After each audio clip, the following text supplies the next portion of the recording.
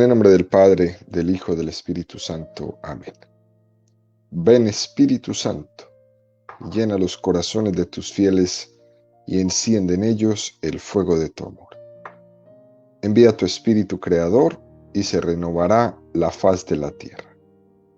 Estamos estudiando el Catecismo de la Iglesia Católica, su primera parte, la profesión de la fe, segunda sesión, la profesión de la fe cristiana, capítulo 3, creo en el Espíritu Santo, artículo 9, creo en la Santa Iglesia Católica, párrafo 4, los fieles de Cristo, jerarquía, laicos, vida consagrada. Estamos ahora en el tercer apartado de este párrafo, donde el Catecismo dedica 20 números al estudio del tema que tiene como título la vida consagrada. El día de hoy profundizaremos en los números 920 y 921 con el tema la vida eremítica. Voy a leer primero los dos números y después los explicamos. Número 920 del Catecismo de la Iglesia Católica dice: sin profesar siempre públicamente los tres consejos evangélicos, los ermitaños, con un apartamiento más estricto del mundo, el silencio de la soledad, la oración asidua y la penitencia, dedican su vida a la alabanza de Dios y salvación del mundo. Número 921 dice: los eremitas presentan a los demás ese aspecto interior del misterio de la Iglesia que es la intimidad personal con Cristo. Oculta a los ojos de los hombres, la vida del eremita es predicación silenciosa de aquel a quien ha entregado su vida, porque Él es todo para Él.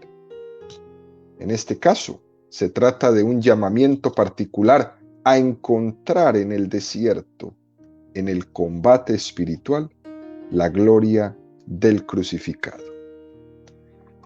Dos números que nos presenta el Catecismo esta mañana, queridos amigos preciosos. Nos está hablando de este estilo de vida consagrada que llamamos ermitaños, eremitas, o como la tradición de la Iglesia los ha llamado también, anacoretas. Cualquiera de estos tres nombres están significando lo mismo. La palabra ermitaño viene de su raíz ermitai, que significa habitante del desierto. Pero la palabra anacoreta, también de su raíz anacoreo, significa me retiro. Es una etimología, estas dos palabras, que nos da bastante luz para entender lo que significa esta vocación dentro de la Iglesia Católica. Es una vocación que es quizás muy minoritaria hoy día, pero hubo tiempos en la Iglesia donde esta vocación tuvo mucha presencia, ¿no? El hecho de que sea minoritaria hoy día no significa que no exista, ni que tampoco tenga nada que decirnos o enseñarnos.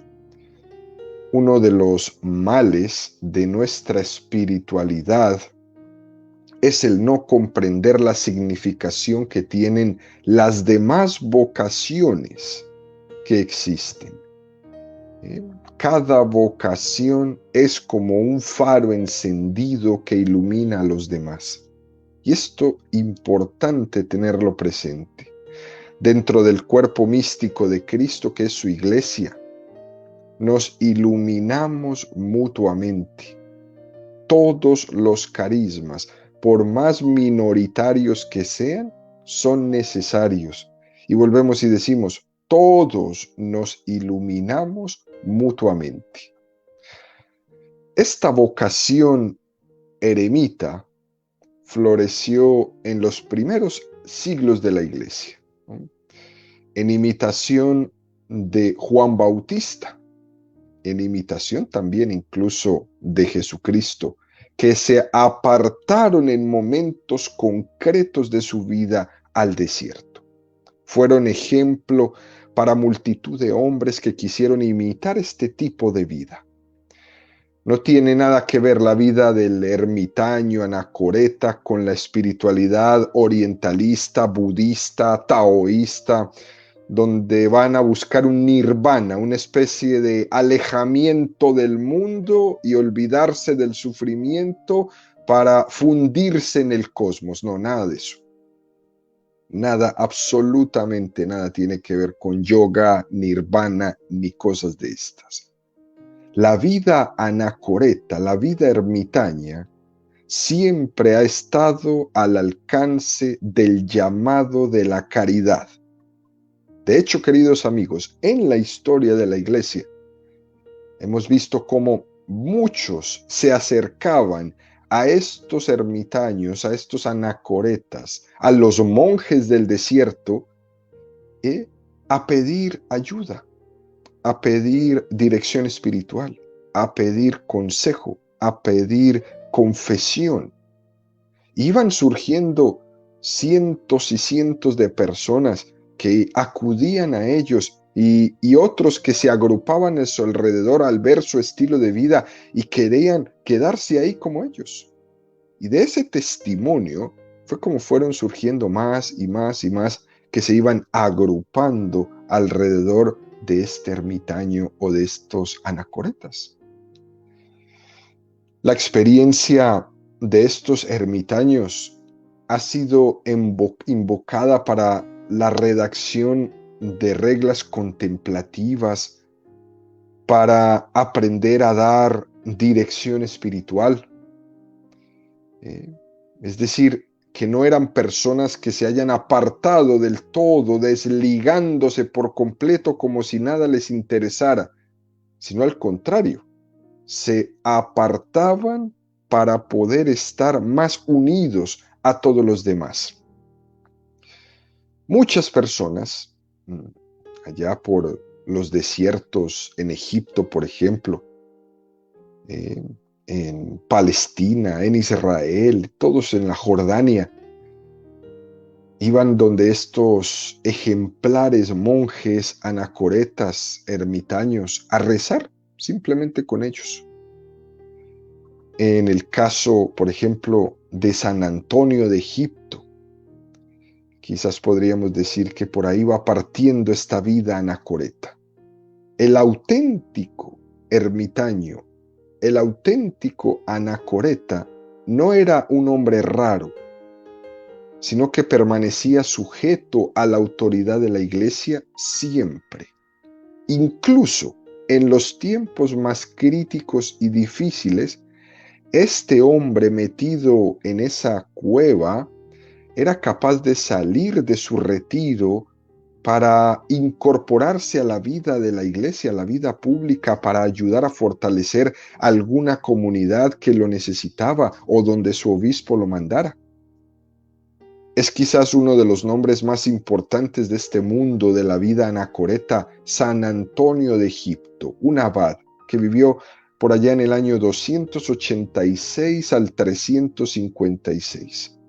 Él estaba metido en su vida de oración, en su cueva, y el obispo San Atanasio lo llamó a Alejandría para colaborarle, y él salió de su cueva para ponerse en la vida pública a ayudar a esta comunidad que lo necesitaba por orden de su obispo. Otros casos por ahí, los hijos de Benito, Romualdo, Bruno y Bernardo, ellos también hicieron incluso el trabajo de labriegos en las batallas medievales contra los bárbaros. Salieron de su mundo ermitaño para incorporarse al lugar donde los necesitaba por obediencia. Estos monjes, estos ermitaños anacoretas no están separados, están conectados tremendamente y siempre abiertos a la obediencia de la iglesia. Es decir, la conexión de esta vocación con la vida de la iglesia es plena, importantísimo.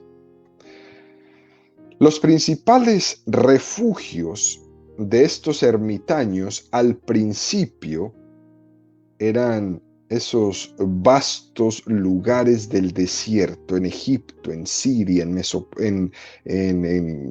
Jordania, en cuyas cuevas, en cuyas cavernas albergaban un gran número de ermitaños cristianos católicos, ¿no? Practicaban penitencias muy rigurosas. Y dada la cantidad de personas que se iban uniendo a ellos, hubo la necesidad de establecer las normas para ser estudiadas y para ser autorizadas por la Iglesia para vivir esta vida solitaria. Es muy importante esto, ¿no? Porque después de un tiempo esto pasó a convertirse en los famosos monasterios, que todavía hoy día tenemos muchos, ¿no? Donde el jefe es el abad, así como el que tenemos aquí en nuestra arquidiócesis de Atlanta, ¿no? El monasterio en Conyers tiene su abad y tiene sus monjes que están en de clausura, en oración total todo el tiempo. Entre los monjes que viven ahí, comparten la oración y el trabajo, ¿sí?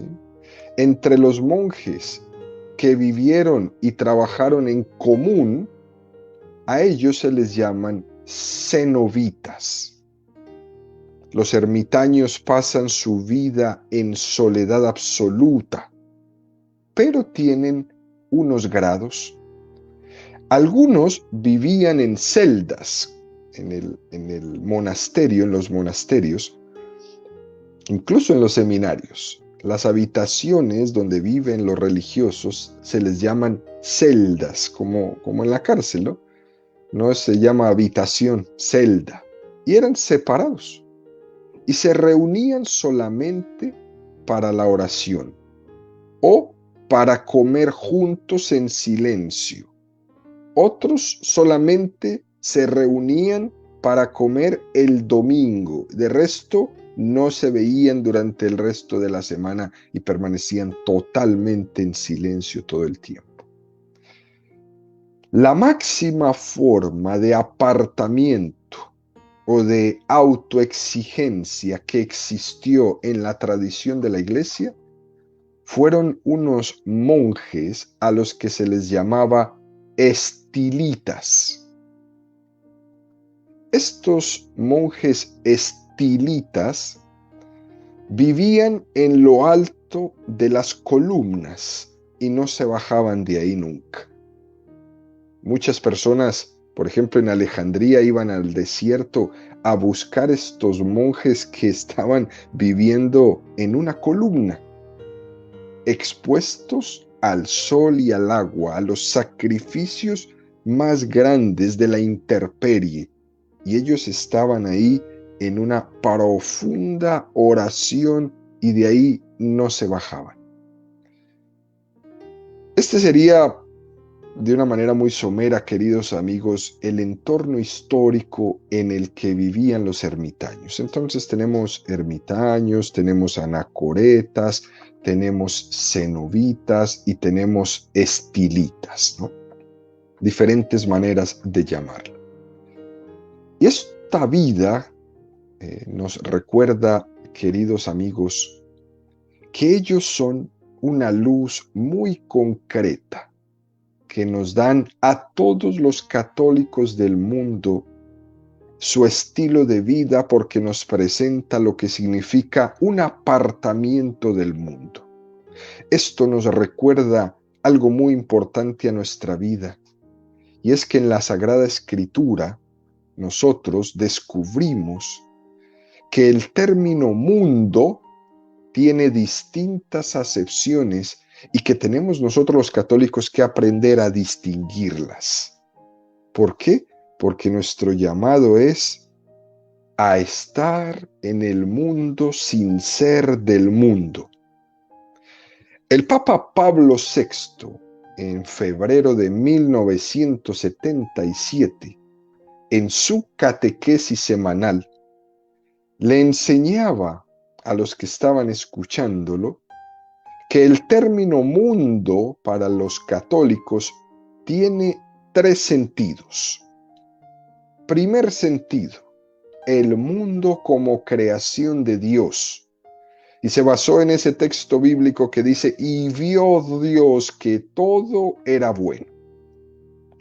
En este sentido, el mundo es algo bueno, como todo lo que ha sido creado y ha salido de la mano de Dios. Segundo sentido, el mundo pecador. Es el mundo tan amado por Dios, pero que se ha apartado de ese amor. Y el Señor se entrega por la salvación de ese mundo. Y se basaba en el texto de la Sagrada Escritura, Juan 3:16. Tanto amó Dios al mundo que dio a su Hijo único, para que todo el que crea en Él no perezca. Y el tercer sentido, el mundo como enemigo declarado de Dios. A Satanás se le llama príncipe de este mundo. Y el Papa Pablo VI en esta catequesis dice que esto es realmente importante tener esta distinción de estos tres sentidos, como la Iglesia interpreta de la Sagrada Escritura el término mundo. Y dice el Papa, la palabra mundo adquiere un significado funesto y negativo hasta el punto de referirse al dominio del diablo sobre la tierra y sobre los hombres. Según esto, el cristiano ha de vivir en el mundo creado por Dios. Ha de amar al mundo pecador sin hacerse cómplice, guardándose, y ha de tratar de vencer al mundo enemigo de Dios. ¡Qué cosa más preciosa! Fíjense, vuelvo y repito esta expresión del Papa. El cristiano ha de vivir en el mundo creado por Dios. Ha de amar al mundo pecador sin hacerse cómplice, guardándose, y ha de tratar de vencer al mundo enemigo de Dios, es decir, al demonio. Jesús nos instó mucho que el mundo enemigo de Dios tenía que ser vencido por el cristiano. Juan 15:18. Si el mundo os odia, sabed que a mí me ha odiado antes. Si fuerais del mundo, el mundo amaría lo suyo. Pero como no sois del mundo, porque yo, al elegiros, os he sacado del mundo, por eso os odia el mundo. Aquí Jesús está hablando de la interpretación de mundo como demonio, a la tercera que el Papa Pablo VI nos ha mencionado. Se emplea esta palabra mundo en ese sentido, enemigo de Dios. De hecho, la tradición católica nos ha enseñado siempre que el alma tiene tres enemigos: el mundo, el demonio y la carne. Este mundo es esta interpretación. Juan 17:6-19. He manifestado tu nombre a los hombres que tú me has dado, tomándolos del mundo. Tuyos eran, y tú me los has dado, y han guardado tu palabra. Ahora ya saben que todo lo que me has dado viene de ti, porque las palabras que tú me diste se las he dado a ellos, y ellos las han aceptado y han reconocido verdaderamente que vengo de ti, y han creído que tú me has enviado. Por ellos ruego, no ruego por el mundo, sino por los que tú me has dado, porque son tuyos, y todo lo mío es tuyo, y todo lo tuyo es mío, y yo he sido glorificado en ellos. Yo ya no estoy en el mundo, pero ellos sí están en el mundo, y yo voy a ti. Padre Santo, cuida en tu nombre a los que me has dado, para que sean uno como nosotros. Cuando estaba yo con ellos, yo cuidaba en tu nombre a los que me habías dado. He velado por ellos y ninguno se ha perdido, salvo el hijo de perdición, para que se cumpliera la escritura. Pero ahora voy a ti, y digo estas cosas en el mundo para que tengan en sí mismos mi alegría colmada. Yo les he dado tu palabra, y el mundo los ha odiado, porque no son del mundo, como yo no soy del mundo. No te pido que los retires del mundo, sino que los guardes del maligno. Ellos no son del mundo, como yo no soy del mundo. Santifícalos en la verdad. Tu palabra es verdad. Como tú me has enviado al mundo, yo también los he enviado al mundo. Y por ellos me santifico a mí mismo, para que ellos también sean santificados en la verdad. Bueno, esto es un texto escalofriante, queridos amigos. Vemos cómo se va utilizando la palabra mundo en las tres diversas acepciones que el Papa Pablo VI nos explicaba hace un momento. Hay que tomar este texto con mucho detenimiento, ir subrayando la palabra mundo para ver en ese discurso, en esa oración de Jesús al Padre, en qué momento y en qué sentido usa la palabra mundo en estas tres interpretaciones de la Iglesia. Por una parte, ellos viven en el mundo, pero no son del mundo. Guárdalos del mundo. Ahí ya con eso tenemos las tres. En nuestra vida, queridos amigos, en esta vida tan acelerada en la que estamos inmersos, en medio de este mundo, podemos ser fácilmente absorbidos sin darnos cuenta del mundo. Si la sal se vuelve sosa, ¿para qué sirve? Y tenemos el gran riesgo de diluirnos en el mundo, dejarnos tomar del mundo, dejarnos devorar del mundo, dejarnos destrozar del mundo, vivir en el mundo en el que te conformas con él poco a poco porque te va contagiando. Ese es un peligro que tenemos. En la espiritualidad católica debe de existir un guardarse del mundo. Siempre, todo cristiano debe guardarse del mundo. Y para que eso no se nos olvide, queridos amigos, Dios ha suscitado vocaciones, como son las de los ermitaños, eremitas, anacoretas, etilista, donde existe este llamado al apartamiento del mundo. Ellos nos enseñan eso. Eso que para nosotros es tan difícil porque estamos viviendo en el peligro de quedarnos ahí en ese mundo. Estos hombres nos enseñan a que es importante irse al desierto. Nos recuerdan constantemente que tenemos que poner cuidado de no diluirnos en el mundo sin darnos cuenta. Ellos, con su vida eremítica, anacoreta, nos invitan a recordar las palabras de Jesús.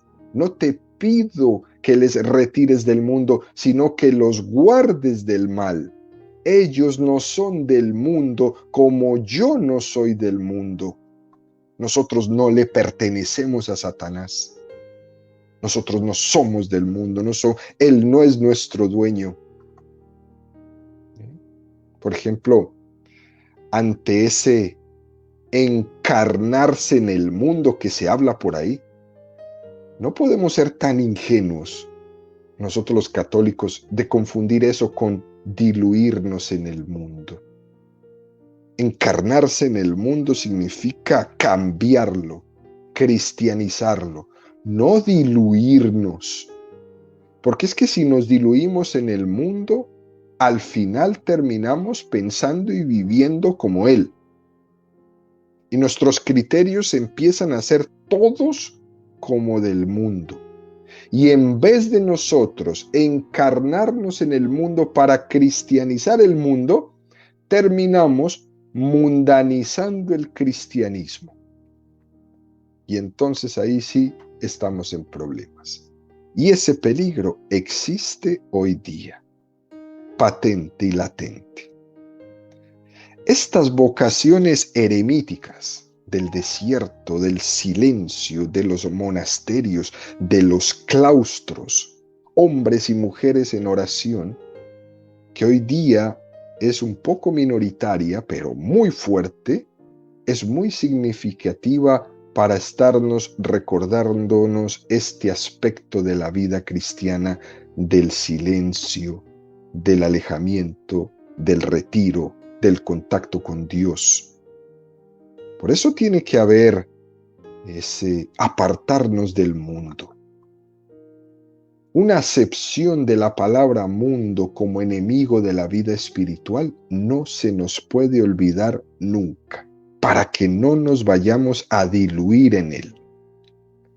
Esto es un elemento muy importante, queridos amigos, y por eso es que es tan valioso aprenderle a la Iglesia eso que nos ha enseñado desde el primer momento, desde el primer número del Catecismo.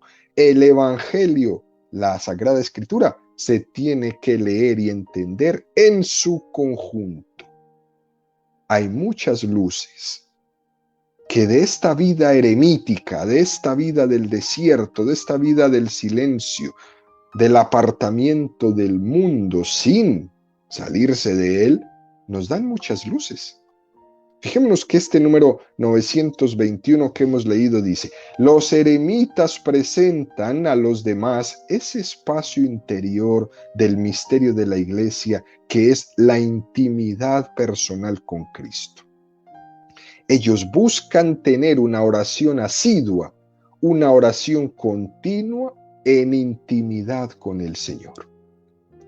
Nosotros tenemos el gran peligro, los que no hemos recibido esa vocación de apartamiento del mundo, tenemos esa tensión entre el tiempo que dedicamos al Señor y el tiempo que dedicamos a las tareas cotidianas. Por ejemplo, al trabajo. Es verdad que podríamos decir que hacemos todas las cosas para la gloria de Dios. También el tiempo que dedicamos a las tareas diarias es un tiempo dedicado al Señor. Pero también es verdad que el Señor dijo: vamos a un lugar apartado para que hagan oración conmigo.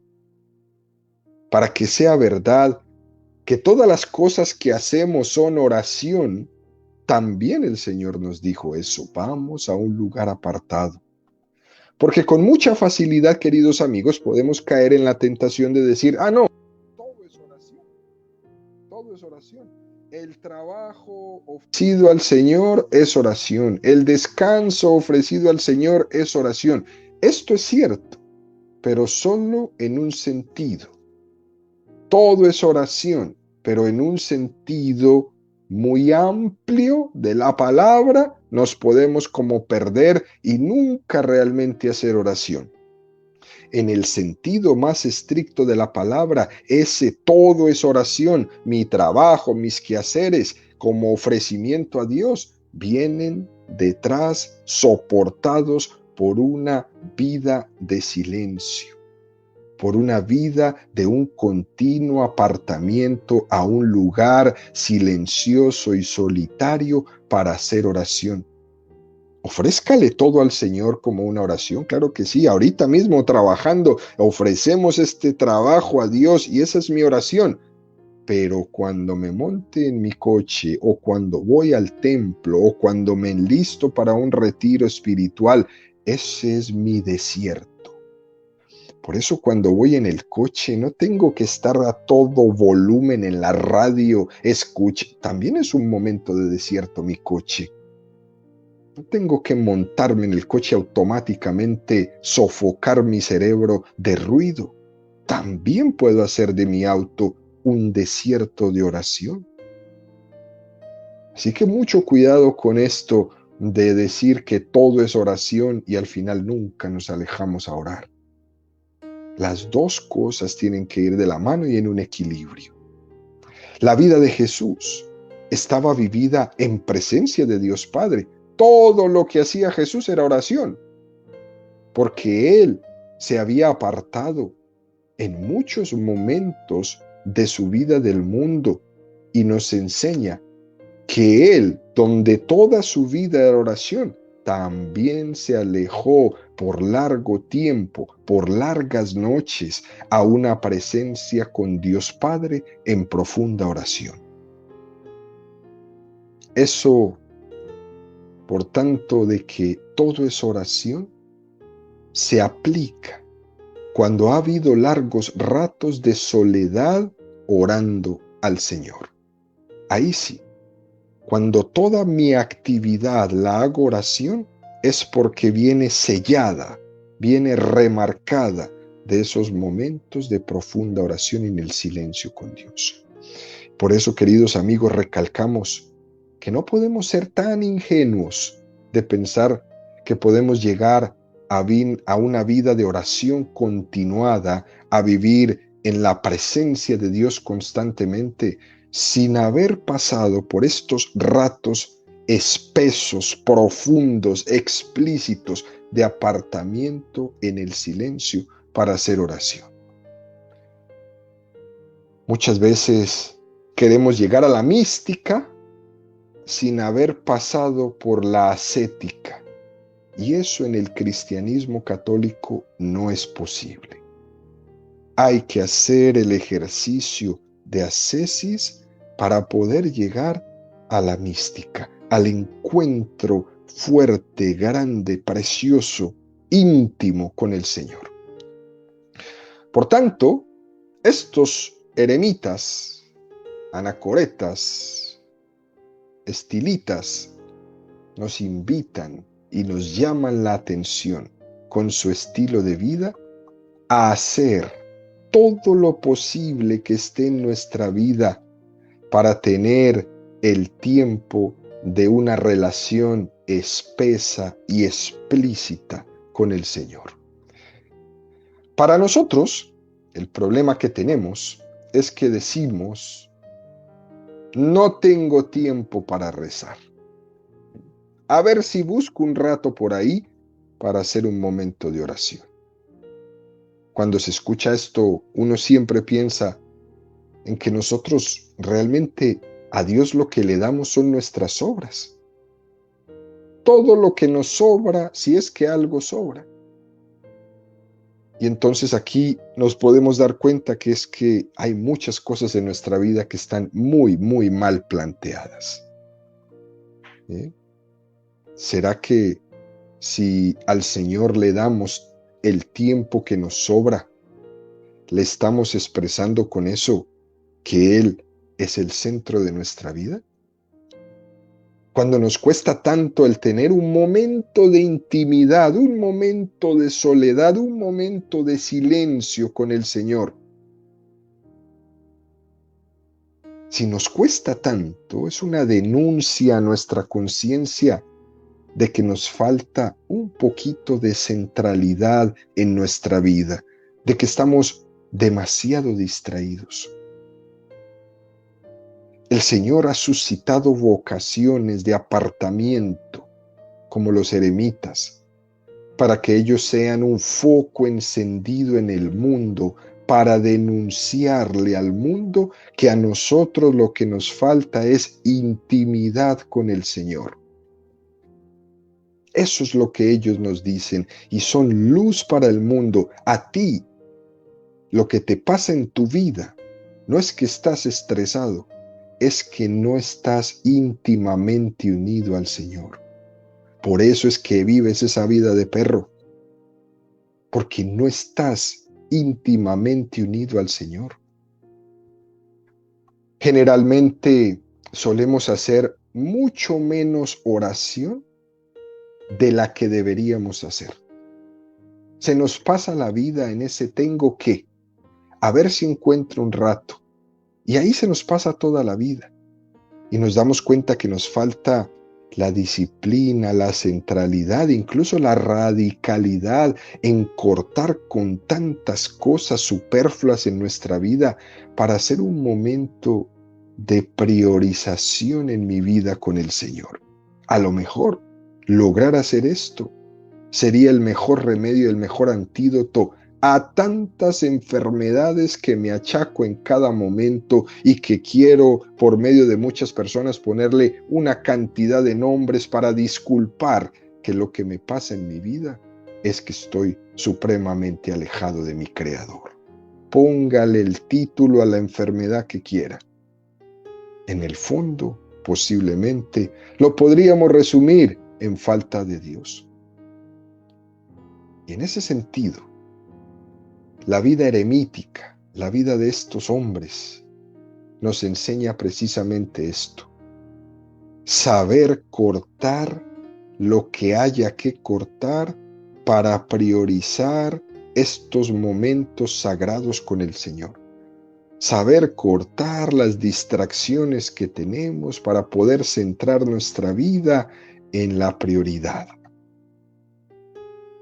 Y entonces el catecismo nos presenta dos aspectos a resaltar de estos hombres que nos pueden ayudar mucho. Primer aspecto, ellos son una luz en nuestra vida que nos aporta a todos los cristianos esa vida oculta a los ojos de los hombres. La vida del eremita es la predicación silenciosa de aquel que ha entregado su vida por nosotros. Es una vida oculta a los hombres. Y esto nos recuerda, queridos amigos, algunos pasajes del Evangelio, cuando Jesús reprocha a los fariseos que les gustaba rezar colocados en sitios visibles en medio de la plaza. En cambio, decía Jesús, cuando vayáis a orar, entra en tu celda, cierra la puerta y ora a tu Padre, ¿no? Parece que están describiendo la vida del anacoreta que se oculta al mundo. Eso es lo que Jesús está diciendo. Nos ilumina, nos invitan a hacer cosas no ante los ojos del mundo, sino ante los ojos de Dios. Lo que nos invitaba San Pablo en la catequesis pasada en su carta a los Colosenses, nuestra vida está oculta en Cristo, con Cristo en Dios. Y esto, queridos amigos, en la vida de estos hombres tiene toda su realización. Toda. Nuestra vida está oculta con Cristo en Dios. Y es importante que nosotros aprendamos a purificar nuestras acciones para que hacer las cosas sean hechas ante Dios, que Dios sea mi público. Esto es algo hermoso, es muy difícil, es estar ocultos, que Dios sea mi público. Al final, uno se podría preguntar, ¿qué mirada pesa más sobre mí? ¿La mirada de Dios o la mirada de los que me rodean? Que Dios sea mi público. Segunda cosa que nos enseñan preciosa, una luz que esta vida eremítica nos aporta a todos los cristianos es la vida de penitencia. Han sido muy pocos los que se escuchan este llamado y lo aceptan. Pero es muy propio de todos los eremitas ermitaños que aceptan esta vida mezclar la oración con la penitencia. Y ellos nos recuerdan que cuando Jesús envió a los discípulos para liberar a los demonios, a las personas de los demonios, cuando regresan los discípulos le cuentan a Jesús que ellos no habían podido liberar del demonio a esas personas. Y Jesús le responde, este tipo de demonios solo pueden ser expulsados con oración y penitencia. Los anacoretas son una luz para nosotros, que nos están diciendo, señores, señoras, esta vida se tiene que vivir en la mezcla de la oración y la penitencia, de oración y sacrificio, de oración y de mortificación. Porque la oración más fructuosa es la que viene mezclada con sacrificio. Y por eso es que es tan importante no confundir la oración con estos términos modernos de técnicas de relajación, sentirme a gusto, cómodo, relajado. Eso no tiene nada que ver. La oración es la que viene mezclada con el sacrificio. Por tanto, queridos amigos, en conclusión, la vida eremítica, la vida de estos hombres apartados del mundo, nos enseña que el sacrificio ayuda a la oración para que sea un rezar con todo el cuerpo y con todo el alma, negándonos a nosotros mismos para buscar y afirmar siempre la voluntad de Dios.